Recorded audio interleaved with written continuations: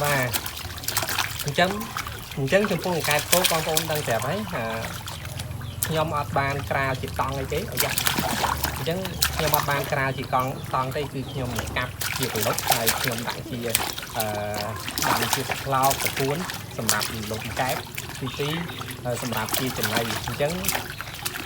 សំបីតែយើងអត់កាត់វាក៏វាស្រួយដែរបងប្អូនណានេះស្រួយមែនតើបងប្អូនស្លាប់នេះស្រួយតែកែបវិញបងប្អូនឃើញស្រាប់ហើយបាទទឹកភាពវាល្អហើយឆាប់ធំណាបងប្អូនឲ្យស៊ីបន្លែបាទអូយកខាំដៃឈឺអូយអូ my god អូខាំដៃនេះបងប្អូននេះល្មម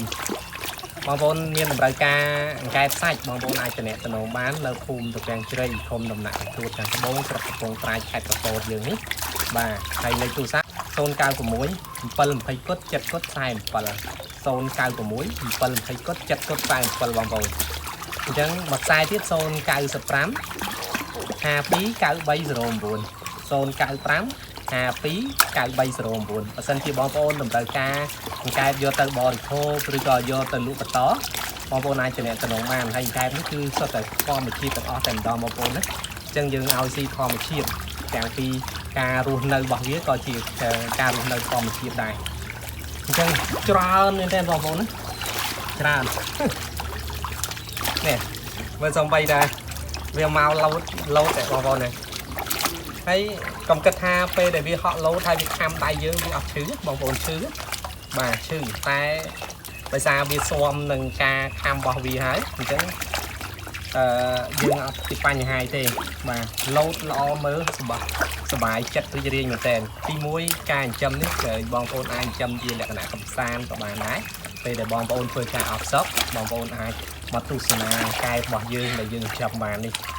ហើយបងប្អូនមិនចាំមានដីធំទេបងប្អូនមាននៅក្បែរផ្ទះបងប្អូនអាចចិញ្ចឹមជាតង់ក៏បានកាប់ប្រលុកចេះក៏បានដែរហើយយើងស្បែកដូចខ្ញុំអញ្ចឹងបងប្អូនណាបាទទាំងអស់នេះគឺជាស្បែកហើយចំពោះអង្កែបគោកវិញគឺយើងអត់ចាំបាច់ក្នុងការដែលដូរទឹកវាទេបងប្អូនអញ្ចឹងយើងគ្រាន់តែបញ្ចូលទឹកវាមកពេលដែលវារីងបាទរីងអស់ច្រើនហ្នឹងយើងអាចបញ្ចូលបន្ថែមទៅយើងអាចមើលទៅល្មមដែលយើងអាចសំរុំគិតថាបញ្ចូលទឹកវាបានយើងបងប្អូនអាចបញ្ចូលវាមកណាអញ្ចឹងបងប្អូនឃើញហើយអង្កែបច្រើនណាបងប្អូនកាមេរ៉ាស៊ូមឲ្យភីបន្តិចមកឃើញអង្កែបហ្នឹងបាទអង្កែបទាំងអស់ហ្នឹងគឺច្រើនមែនទេបងប្អូនរាប់ម៉ឺននៅក្នុងមួយតង់ដោយសារតែទី1ខ្ញុំជាអ្នកដែល